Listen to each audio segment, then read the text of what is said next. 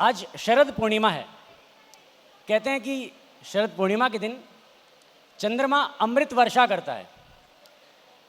रात को जब हम सब सामूहिक ध्यान करेंगे, संगीत ध्यान, तो अमृत वर्षा का अनुभव तो हम करेंगे, मगर ज्ञान की अमृत वर्षा आज इस सत्र में होगी। ये वही मंच है, महायोग ध्यान कुंभ का वो मंच, जहाँ ब्रह्मर्षि पितामह पत्री जी के साथ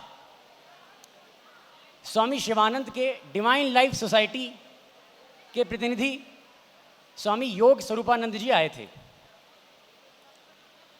और अब ये वही मंच है जहाँ स्वामी शिवानंद के शिष्य स्वामी चिन्मयानंद सरस्वती जी के चिन्मय मिशन से आज हमारे साथ जुड़ने जा रहे हैं स्वामी चिद्रूपानंद जी। स्वामी चिद्रूपानंद जी बहुत जल्द हमारे साथ जुड़ेंगे। तब तक आपको आज के विषय के बारे में बता देता हूँ। आज का विषय है भज गोविंदम। आदिगुरु शंकराचार्य, आपने अगर नाम सुना हो, नाम नहीं सुना होगा तो उनकी रचनाएं ज़रूर जानते होंगे। अयगिरि नंदिनी नंदित मेदिनी विश्व विनोदिनी, ये जो महिषासुर मर्दिनी स्तोत्रम है, ये आदिगुरु शंकराचार्य की रचना है। चिदानंद रूपा शिवोहम शिवोहम, कल आपने शिवोहम डांस देखा होगा, तो ये भी आदिगुरु शंकराचार्य जी की रचना है। अगर विश्व के संतों का एक वन होता तो शायद आदिगुरु शंकराचार्य उसके बरगद होते। तो उस बरगद की दो शाखा तो मैंने बताई आपको। ऐसी एक और शाखा है भज गोविंदम, जिसे मोह मुदगर भी कहा जाता है। आज उसके अराउंड हम बात करेंगे स्वामी जी के साथ। हरिओम स्वामी जी। हरिओम हरिओम।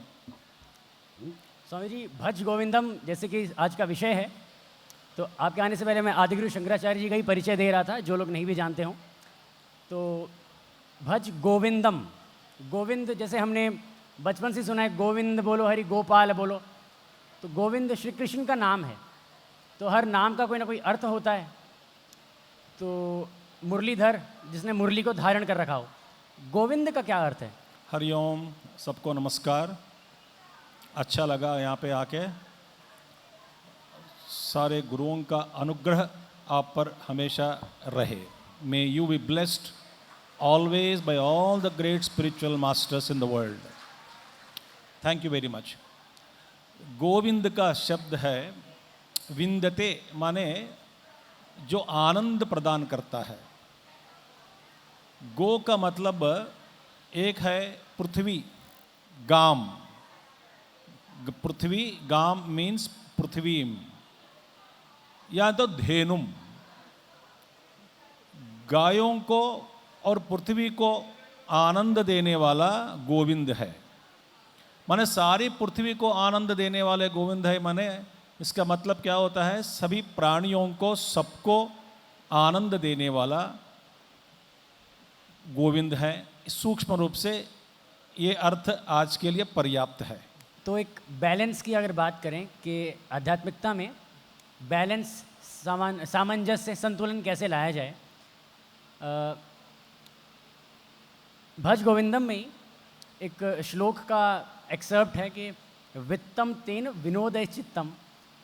तो विनोद के लिए, आनंद के लिए कैसे, अब जो वित्त, फाइनेंस का भी जैसे जिक्र किया, पूरा नहीं है श्लोक। यल लभसे निज कर्मोपात्तम वित्तम तेन विनोदय चित्तम। तो स्पिरिचुअलिटी और मटेरियलिटी का मुझे आप आधा मत कोट करना माय डियर। सुनिए, भगवान शंकराचार्य ने क्या कहा भज गोविंदम में? आपके कर्म के अनुसार, प्रारब्ध कर्म के अनुसार आपके जीवन में जो कुछ भी प्राप्त होना है वो अपने आप प्राप्त हो जाता है। याद रखना है सब लोग, बिना प्रयास। That is the power of prarabdha. प्रारब्ध कर्म का क्या है? प्रकर्षेण आरब्ध, already it started yielding the results. जो आपके भाग्य में जो लिखा हुआ है वो अपने आप आपके जीवन में सामने आ जाते हैं। उसी से संतुष्ट हो जाओ, लालची मत बनो। आप देखिए, सबसे अमीर आदमी कौन होता है पता है आपको? सबसे अमीर आदमी वही है जो हमेशा संतुष्ट है, तृप्ति जो पाया है वही अमीर है। जिसका मन और बुद्धि शांति है, शांति का अनुभव करता है, वही अमीर है। जो लालची व्यक्ति है, अरे भैया उसने ये गाड़ी लिया मुझे चाहिए, उसने वो घर बनाया मुझे भी चाहिए, जो मेरे पास भगवान ने जो दिया है उससे संतुष्ट पाना छोड़कर यत लभसे निज कर्म उपात्तम, अपने कर्मों का फल के द्वारा जो आपके लिए जो मिलता है, तेन वित्तम विनोदय चित्तम, विनोदय चित्तम, आप अपने आप एंजॉय करो, अपने आप लाइफ में संतुष्ट पाओ।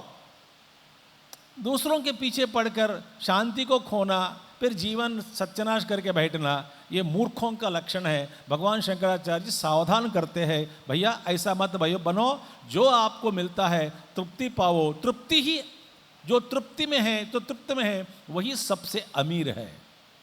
कौन सबसे अमीर बताओ?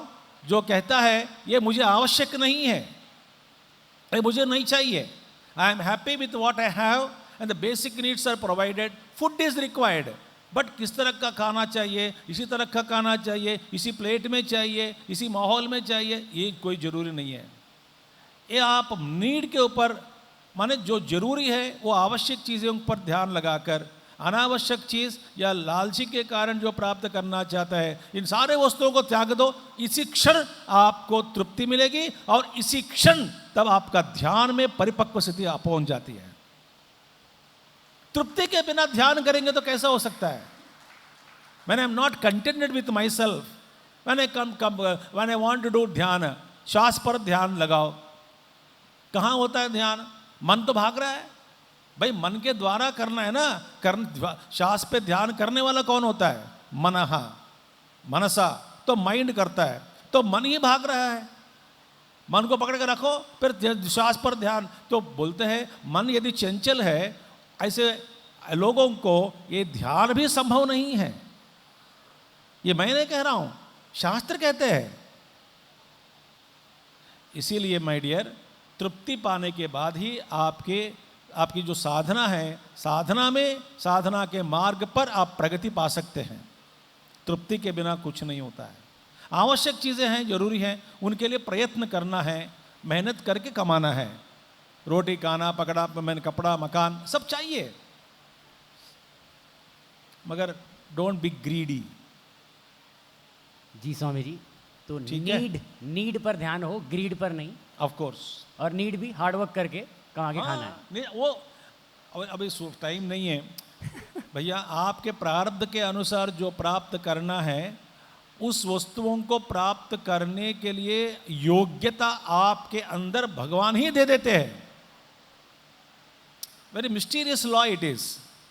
You will be empowered with all the strength required to acquire what exactly has been ordained for you according to the destiny of your life.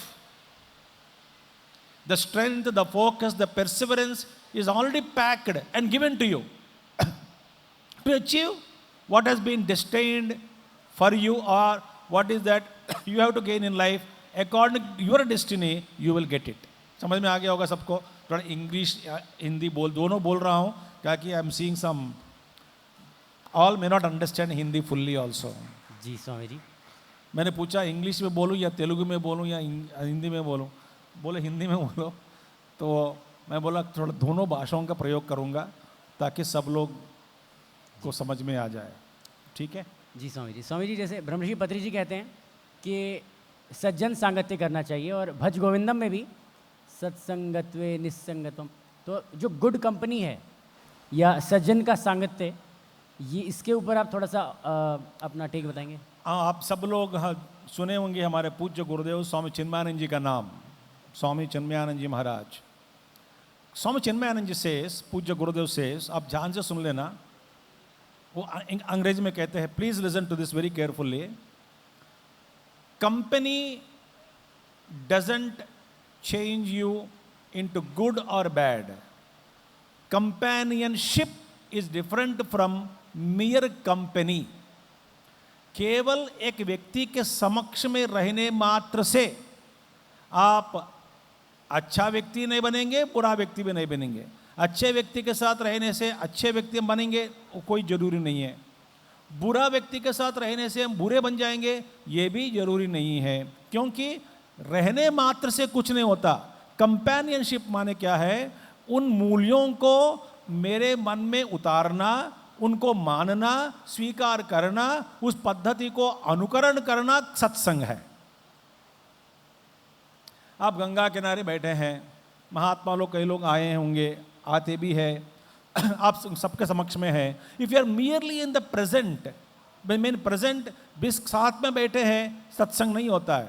आपका मन, वो जो व्यक्ति है जो मंच पर बैठ के जो सुना रहे है, म्यूजिक हो या ध्यान हो या चर्चा हो, जो गुरु हो, जो भी है, उस व्यक्ति के साथ अपना मन संयोग करके जो बैठे हैं ना, उसके द्वारा आपको लाभ मिलता है, वही सत्संग है। Not by mere company but companionship changes, से स्वामी चिन्मयानंद जी महाराज। स्वामी जी, अपनी दैनिक कर्तव्य और दैनिक जीवन के संघर्षों में आज का आम आदमी भज गोविंदम से कैसे शिक्षा लेकर उसे इम्प्लीमेंट कर सकता है? आप एक ही मैं आप अंग्रेजी में बताता हूँ, हिंदी में भी इसका व्याख्यान करता हूँ। Bhaja Govindam is a text which teaches us and tells us or exposes us to the realities of life. जीवन की सच्चाइयों के प्रति हमको ले जाना, जीवन की सच्चाइयों को हमारे सामने एक दर्पण के रूप में स्पष्ट दिखा देती है। वो दिखाने वाला जो ग्रंथ है उसी का नाम है भज गोविंदम। भैया जीवन जीना है, ये ऐसा है जीवन, इसका तत्व ऐसा है, ये रहस्य है, ये ऐसा ही है, ये ऐसा ही है, ये जीवन जानो। हमारे तेजोमयानंद जी है, पूज्य गुरु जी स्वामी तेजोमयानंद जी, उन्होंने एक किताब लिखी है, game of life. Game of life में गुरु जी कहते हैं वहाँ पे कि कोई खेल खेलने से पहले you must know the rules of the game, है कि नहीं? भाई ये कौन सा खेल है, कैसा खेला जाता है, इसमें क्या क्या रूल्स है, क्या क्या नियम है, वो जाने बिना खेल खेलने लगे तो खेल नहीं हो सकता है। जीवन जीने से पहले जीवन का क्षेत्र क्या है, उसका माहौल क्या होता है, कैसे जीना है, इसके नियम क्या होते हैं, जीवन के नियमों का पालन कैसे करें, क्या क्या नियमों का पालन करना है, इन सारे सच्चाइयों को जानने के बाद आप यदि मैदान में उतरते हैं तब आपको मजा आएगा, खेल खेल सकते हैं, जीवन जी सकते हैं। भज गोविंदम आपको सिखाती है कि कैसे जीना है और जीवन की सच्चाइयाँ क्या हैं, और निडर होकर उनको मानना चाहिए। सच्चाई है ना, सच को मानने के अलावा और कोई रास्ता नहीं है। और I don't accept the truth, truth is truth. हम सब एक दिन शरीर छोड़ेंगे, सच्चाई यही है। मैं नहीं मानूंगा, मानो या ना मानो, एक दिन आएगा where we have to drop our physical bodies. So that is Bhaja Govindam. It tells you how to play and how to live. Swami ji, realities of life, जीवन के सत्य की आप बात कर रहे हैं, और आध्यात्मिकता में बताया जाता है कि अंतिम सत्य जिस तक सभी जाएंगे, सभी पहुंचेंगे, वो है मृत्यु। और मृत्यु पर भी आदिगुरु शंकराचार्य का भज गोविंदम में एक टेक है। तो डेथ को आप आदिगुरु शंकर के आलोक में किस प्रकार देखते हैं? क्योंकि ग्रीफ आम आदमी को बहुत ग्रीफ होता है। सुनिए, शोक माने सौरो। कोई व्यक्ति मर गया, शोक तो होता ही है, ये हम नहीं मना करते, नहीं, शोक होता है। मगर शोक को संभालना है, संभालने के लिए ज्ञान की आवश्यकता है। तो आप शोक करना है, करो, चलो ठीक है, आधा घंटा 1 घंटा रोना है तो रो लेना, मगर तुरंत ये ज्ञान का भंडार जो हम प्राप्त करते हैं या कर चुके होंगे, उस ज्ञान को लागू करके इस समस्या को, इस शोक को पार करने का प्रयास करना है। कि कब तक हम शोक में बैठे रहेंगे? सच्चाई सच्चाई है। अव्यक्तादीनि भूतानि व्यक्तमध्यानि भारत अव्यक्त निधनान्येव तत्र का परिदेवना। भगवान कृष्ण से सारे प्राणी पृथ्वी से व्यक्त होने से, पृथ्वी पे व्यक्त होने से पहले अव्यक्त में थे, अनमैनिफेस्ट देवर। और कुछ समय के लिए व्यक्त होते हैं, खेलते हैं अपने कर्म के अनुसार, फिर अव्यक्त में चले जाते हैं। अर्जुना, इसमें क्या रोने की क्या बात है? तत्र का परिदेवना, what is there to sorrow? They were unmanifest, they manifest for some time, they play for some time in the world and again they go back to unmanifestation. There is nothing to cry, he says. देखिए, भगवत गीता का एक अद्भुत संदेश यही है। भगवान कृष्ण कहते हैं किसी भी हालत में, किसी भी प्रकार का आप अपना शोक का समर्थन नहीं कर सकते हो। यही गीता का संदेश। You can not justify your sorrows. क्योंकि किसी भी कोण से देखोगे, ये सॉरो जो है, शोक जो है, वो शोक वास्तव में ज्ञान के लोप के कारण ही दिखता है। वास्तव में शोक होने का संभावना ही नहीं है यदि हम जीवन की सच्चाई को जान लिया है। That is the strength given by Bhagavan Krishna in Bhagavad Gita and we must study it. It is our shastra, our wealth. ये हमारा धरोहर है, हमारी संपत्ति है। आध्यात्मिक ज्ञान हमारी संपत्ति है। इस संपत्ति को क्यों छोड़े?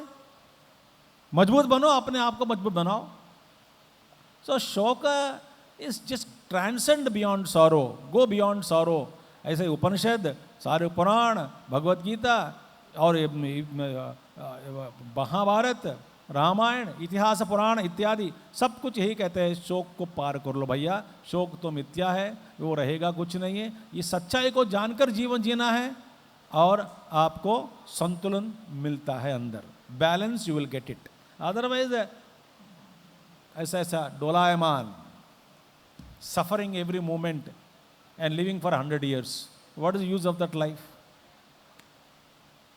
आई होप यू अंडरस्टूड। जैसे आपने रामायण का इतिहास का जिक्र किया और शोक का, स्वामी चिन्मयानंद जी का एक्सप्लेनेशन ऑफ रामायण याद आ गया कि सीता को अशोक के पेड़ के नीचे रखा था क्योंकि वो इतनी बड़ी योगिनी थी कि इतनी पीड़ा में भी शोकाकुल नहीं थी, इसलिए अशोक के पेड़ के नीचे थी। ऐसा चिन्मयानंद सरस्वती जी कहते हैं। सिंबॉलिज्म ऑफ रामायण, ठीक, करेक्ट। स्वामी जी, भज गोविंदम का क्योंकि हम जिक्र कर रहे हैं तो उसमें सुखतः क्रियते रामा भोग, हम सुख के लिए, आनंद के लिए भोगते हैं, किंतु भोगते भोगते शरीर को रोग लग जाते हैं। तो अभी थोड़ी देर पहले दोपहर को हमारा एक सेशन था स्वास्थ्य के ऊपर, तो किस प्रकार से हम वो नियंत्रण लाएं कि कहाँ पर आनंद और सुख की प्राप्ति के लिए भोग पर अब हम अंकुश लगाएं और ताकि रोग से बचें। Dharma will tell you how to control your life. देखिए, आचार, विचार, व्यवहार, आहार शुद्धि चाहिए। विचार शुद्धि, आचार शुद्धि, व्यवहार शुद्धि और आहार शुद्धि। व्हेन यू ब्रिंग प्योरिटी, आचार शुद्धि माने जब अपने आप हम अकेला रहते हैं, what is the conduct that we follow, लोग हमको देखकर प्रेरणा मिलते हैं उनको। व्यवहार माने जब बाहर जब जाते हैं, दुनिया में घूमते हैं, अलग लोगों से मिलते हैं, बात करते हैं, उनसे उनके साथ हमारा व्यवहार कैसा होना चाहिए। और आहार शुद्धि भी होनी चाहिए, विचार शुद्धि भी होनी चाहिए। ये 4 प्रकारों की शुद्धि के द्वारा हम जीवन में हमको ये समझ में देखिए, पूज्य Gurudev says, who says there is no joy in coffee? There is a joy in coffee but it is a pleasure and temporary. बस इतना ये जानना है। कॉफी एंजॉय करो बट ये शाश्वत नहीं है, ये ज्ञान रखना चाहिए। ये ज्ञान रखे, हम बच जाएंगे। हमारा पूज्य, कैन आई टेक 1 minute मोर? हमारा पूज्य गुरुदेव उदाहरण देते, एक बच्चा घर पे आया और बैलून मांग रहा था, बैलून। तो पिताजी ने बैलून खरीदे दिया। बैलून कुछ समय का पट गया तो बच्चा रोने लगा। The child started crying, the balloon got burst. तो पिताजी सेड, बेटा ये तो बैलून है, इसका स्वभाव ही है, पटेगा ही पटेगा एक दिन। तो एक आधा घंटा 1 घंटा खेल लिया, अब पट गया, अब कल चाहे तो कल खरीद लेंगे, रोना नहीं। इसी का सच्चाई यही है। ये सच्चाई को जानो, बैलून के जो पीछे जो सच्चाई है छुपी है, इस सच्चाई को जानो। तो बेटा 5-6 साल का था, कुछ समझ में आया, सुन लिया। गुरुदेव कहते हैं और 20-25 साल के बाद इनकी माँ, बच्चे की जो माँ मर गई, तो पिताजी रोने लगा, पत्नी मर गई करके। तब ये बच्चा बड़ा हो गया, 20-25 साल का हो गया है, तो जाके बोलते पिताजी से, पिताजी माँ भी एक बैलून है, आप भी एक बैलून है, मैं भी एक बैलून हूँ, एक दिन फटने वाले ही है, इस पर क्या रोने की क्या बात है। जिस दिन मेरे को यह ज्ञान दिया है ना बचपन में, सच्चाई यही है। मैं सच्चाई को ग्रहण किया, आप छोड़ गए, आप भूल गए। सच्चाई यही है। तो ज्ञान रखो और आचार व्यवहार, enjoy life but don't get caught up, that's the beauty, don't demand. और एक उदाहरण देता हूँ, उत्तर काशी या ऋषिकेश में साधु लोग जब भंडारे में जाते हैं ना, आप देखिए, एक अद्भुत बताता हूँ मैं आपको, वह अपना कमंडल ले जाते हैं। उत्तर काशी में हमारा आश्रम भी है, वहाँ पे साधु लोग जब बुलाते हैं ना, कुछ लोग कमंडल लेके आते हैं वहाँ पे भंडारा के लिए। कुछ लोग साधु लोग बैठ के खाते हैं, कुछ महात्मा लोग आते हैं कमंडल लेके, बोले क्या क्या है, दाल है महाराज, डाल दो, चावल डाल दो, रोटी इसमें डाल दो, लड्डू इसमें डाल दो, चटनी इसमें डाल दो, सांबार इसमें डाल दो, दही इसमें डाल दो, हर हर महादेव, चले जाते हैं। पागल है क्या, सब एक ही में डाल दिया, सब मिला के खाते हैं। इसमें क्या रहस्य है बताऊं? जो टेस्ट आपको मिलता है ना, मन भोगता है, एंजॉय करता है उस टेस्ट, बस दोबारा मांग नहीं सकता। अगला दिन कहाँ भिक्षा मिलेगी, किस तरह का कॉम्बिनेशन होगा, तो मन भोग लिया, सुख प्राप्त किया, अच्छा मजा गया, खाया, टेस्टी था food, but mind cannot ask the same combination tomorrow. यदि हम हलक से रसगुल्ला खाए हैं मन पूछता है रसगुल्ला खिलाओ, अरे बाबा उसी दुकान का लेके आओ। ये साधु लोग है ना, ये बड़े महात्मा लोग होते हैं, they know how to control the mind. मौका नहीं देते मांगने के लिए, मांग नहीं सकता ना। हाँ, उसी हाथ का खाना, उसी हाथ का परिमाण होना चाहिए, उसी सब्जी चाहिए, उसी का स्वीट चाहिए, यही का, ये कहाँ मिलता है कॉम्बिनेशन भाई। Enjoy life but don't get caught up, that is a महात्मा's टीचिंग टू अस। कहीं पे फंसे बिना हमारे लक्ष्य का ओर जाना है। हमारा लक्ष्य क्या है? Enlightenment, ultimate who am I should realise my truth in this life itself, that is the goal. March towards enlightenment, फंसे बिना। यात्रा में हरिद्वार से पकड़ो, हरिद्वार से त्रिवेंद्रम जा रहे हो गाड़ी में, बस बहुत सारा स्टेशन आती है, उतर भी सकते हैं, चाय भी पी सकते हैं, खरीद भी सकते हैं, मगर फिर चढ़ना भूलना नहीं। उतरो, एंजॉय करो, मगर चढ़ो गाड़ी दोबारा, गाड़ी को छूटने नहीं देना। Don't allow the train to pass. You can get down from every station, in every station, enjoy the food, coffee, taste, whatever it is, enjoy. But don't forget to board the train again. Your destination is not the platform en route. Your destination is something last, it is there. That is how you have to live life. बहुत बहुत धन्यवाद स्वामी जी। हाँ, जैसे आप बार बार घड़ी देख भी रहे हैं, पदरी जी भी कहते हैं समय ही साधना है। तो आज के सत्र के लिए हम विराम देते हैं। बहुत बहुत धन्यवाद हमारे साथ जुड़ने के लिए। जोरदार तालियां स्वामी चिद्रूपानंद जी के लिए। Thank you, my dear all. I invoke your own Guru, Patriji's blessings on each one of you.